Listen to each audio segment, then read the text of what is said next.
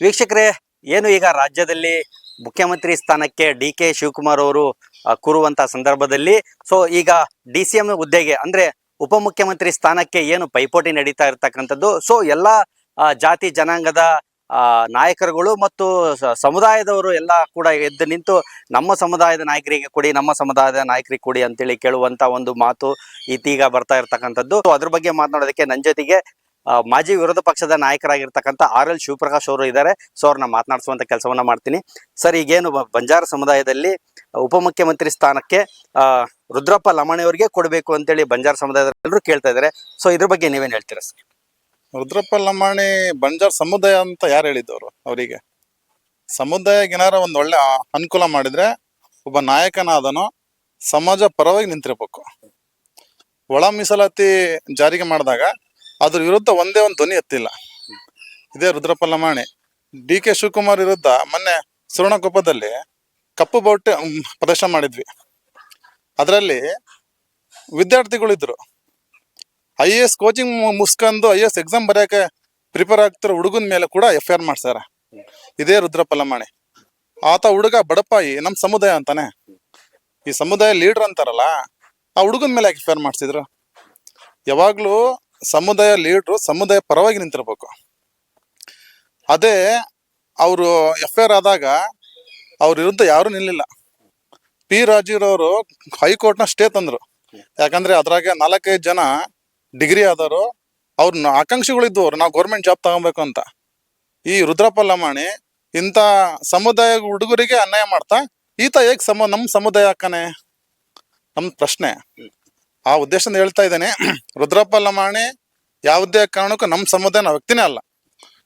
ಈಗ ಹಾಗಾದ್ರೆ ರುದ್ರಪ್ಪ ಲಮಾಣಿ ಅವರಿಗೆ ಕೊಡೋದು ಬಿಟ್ಟು ಯಾರಿಗೆ ಕೊಡ್ಬೇಕು ಅಂತ ನೀವಂತಾರೆ? ಯಾರು ಒಳ ಮೀಸಲಾತಿ ವಿರುದ್ಧ ಮಾಡಿದ್ರಲ್ಲ ಅಂತ ನಾಯಕರಿಗೆ ಕೊಟ್ರೆ ಅನುಕೂಲ. ಯಾರೇ ಇರ್ಲಿ, ಅದು ಸಮುದಾಯ ಅಂತ ಬಂದ್ರೆ ಪಕ್ಷಾತೀತವಾಗಿ ಮಾಡ್ತೀವಿ ನಾವು. ಆ ಉದ್ದೇಶಕ್ಕೆ ಹೇಳ್ತೀನಿ, ಯಾರು ಒಳ ಮೀಸಲಾತಿ ವಿರುದ್ಧ ಧ್ವನಿ ಎತ್ತಿದ್ರು ಅಂತರಿಗೆ ಮಾಡ್ಲಿ. ಒಳ ಮೀಸಲಾತಿ ಈಗ ವಿರುದ್ಧ ಧ್ವನಿ ಎತ್ತಿರ್ತಕ್ಕಂಥದ್ದು. ಈ ಒಳ ಮೀಸಲಾತಿಗೆ ಅವರು ಸಪೋರ್ಟ್ ಮಾಡಿಲ್ಲ, ಹಾಗಾಗಿ ಅವ್ರಿಗೆ ಕೊಡೋದು ಬೇಡ ಅಂತ ನೀವು ಹೇಳ್ತೀರಾ. ಈ ಕಾಂಗ್ರೆಸ್ ನಲ್ಲಿ ಇರ್ತಕ್ಕಂಥ ಬಂಜಾರ ಸಮುದಾಯದ ನಾಯಕರು ಇಲ್ಲ ಅವ್ರಿಗೆ ಕೊಡಬೇಕು ಅಂತ ಹೇಳಿ ಕೂಗೆದ್ದಿರ್ತಕ್ಕಂಥ ಹೋರಾಟ ಕೂಡ ಮಾಡ್ತಾ ಇರ್ತಕ್ಕಂಥದ್ದು. ರುದ್ರಪ್ಪ ಲಮಾಣಿಗೆ ಕೊಡ್ಬೇಕು ಅನ್ನೋರು ಅವರೆಲ್ಲ ಸಮಾಜದ ಘಾತುಕಗಳು ಅವರೆಲ್ಲ. ರುದ್ರಪ್ಪ ಲಮಾಣಿಗೆ ಏನಾರ ನಮ್ಮ ಸಮುದಾಯದಿಂದ ಒಬ್ಬ ಮಿನಿಸ್ಟರ್ಗಿರಿಯನ್ನ ಕೊಡ್ತಾ ಇದಾರಂದ್ರೆ ಅದು ನಮ್ಮ ಸಮಾಜಕ್ಕೆ ಅನ್ಯಾಯ ಆಗದಂಗೆ. ನಮ್ಮ ಸಮಾಜ ಪರವಾಗಿ ರುದ್ರಪ್ಪ ಲಮಾಣಿ ಒಂದಿಚ್ಚು ಕೂಡ ಒಳ್ಳೆ ಕೆಲಸ ಮಾಡಿಲ್ಲ, ಸಮಾಜ ಪರವಾಗಿ ನಿಂತಿಲ್ಲ, ಯಾವುದೇ ವಿಚಾರಕ್ಕೂ ಸಮಾಜ ಪರವಾಗಿ ನಿಂತಿಲ್ಲ. ಹಾಗಾಗಿ ನಮ್ಮ ಸಮಾಜ ಅವರಿಗೆ ವಿರುದ್ಧ ಮಾಡುತ್ತೆ. ರುದ್ರಪ್ಪ ಲಮಾಣಿ ಅವರು ಇಷ್ಟು ವರ್ಷ ಈಗ ಅಧಿಕಾರ ಕೂಡ ಮಾಡಿದ್ದಾರೆ, ಕಾಂಗ್ರೆಸ್ ಪಕ್ಷದಲ್ಲಿ ಗುರುತಿಸ್ಕೊಂಡಿದ್ದಾರೆ, ರಾಜ್ಯದ ನಾಯಕರು ಕೂಡ ಆಗಿದ್ದಾರೆ. ಹಾಗಾಗಿ ಸಮುದಾಯಕ್ಕೆ ಏನು ಮಾಡಿಲ್ಲ, ತಾಂಡಗಳ ಅಭಿವೃದ್ಧಿ ಆಗಿರ್ಬೋದು, ಏನು ಕೆಲಸ ಮಾಡಿಲ್ಲ ಅಂತೀರ ಹಾಗಿದ್ರೆ? ಅವರು ಹುಟ್ಟಿರೋ ಊರು ಕಂಡರನಹಳ್ಳಿ ಅಂತ ರಾಣಿಬೆನ್ನೂರು ತಾಲೂಕು ಬರುತ್ತೆ. ಅಲ್ಲೋ ಗ್ರಾಮ ಪಂಚಾಯತ್ ಎಲೆಕ್ಷನ್ ನಿಂತ್ಕೊಂಡ್ಲಿ ಗೆಲ್ಲಿ ಫಸ್ಟ್ ರುದ್ರಪ್ಪ ಲಮಾಣಿ.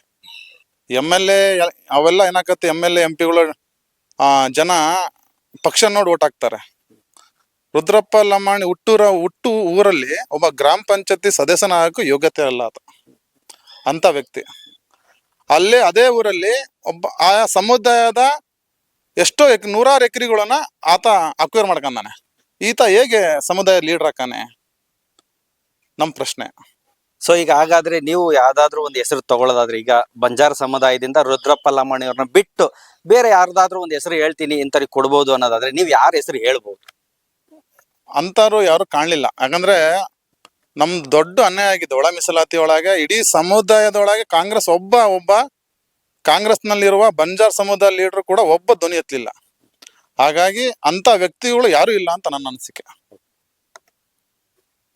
ಇದಾಗಿತ್ತು ಆರ್.ಎಲ್. ಶಿವಪ್ರಕಾಶ್ ಅವರ ಮಾತಾಗಿರ್ತಕ್ಕಂಥದ್ದು. ಬಂಜಾರ ಸಮುದಾಯದ ಏನ್ ಅನ್ಯಾಯ ಆದಾಗ, ಒಳ ಮೀಸಲಾತಿಯ ತೊಂದರೆಗಳಾದಾಗ ಯಾರು ಕೂಡ ಕಾಂಗ್ರೆಸ್ ಪಕ್ಷದ ನಾಯಕರುಗಳು ಬಂಜಾರ ಸಮುದಾಯದ ಪರವಾಗಿ ನಿಂತು ಏನು ಕೇಳಲಿಲ್ಲ, ಮಾತುಗಳನ್ನ ಯಾರು ಧ್ವನಿ ಎತ್ತಲಿಲ್ಲ. ಹಾಗಾಗಿ ರುದ್ರಪ್ಪ ಲಮಾಣಿ ಅವರಿಗೆ ಇದು ಸೂಕ್ತವಾದ ಒಂದು ಸ್ಥಾನ ಅಲ್ಲ, ಉಪಮುಖ್ಯಮಂತ್ರಿ ಸ್ಥಾನ ಸೂಕ್ತವಾದ ಸ್ಥಾನ ಅಲ್ಲ ಅಂತೇಳಿ ವಿರೋಧ ಪಕ್ಷದ ನಾಯಕರಾಗಿರ್ತಕ್ಕಂಥ ಆರ್.ಎಲ್. ಶಿವಪ್ರಕಾಶ್ ಅವರು ಹೇಳಿರ್ತಕ್ಕಂಥ ಮಾತು. ದಾವಣಗೆರೆಯ ಸಮಸ್ತ ಸುದ್ದಿಗಾಗಿ ನೋಡ್ತಾ ಇರಿ ಟೈಮ್ಸ್ ಆಫ್ ದಾವಣಗೆರೆ.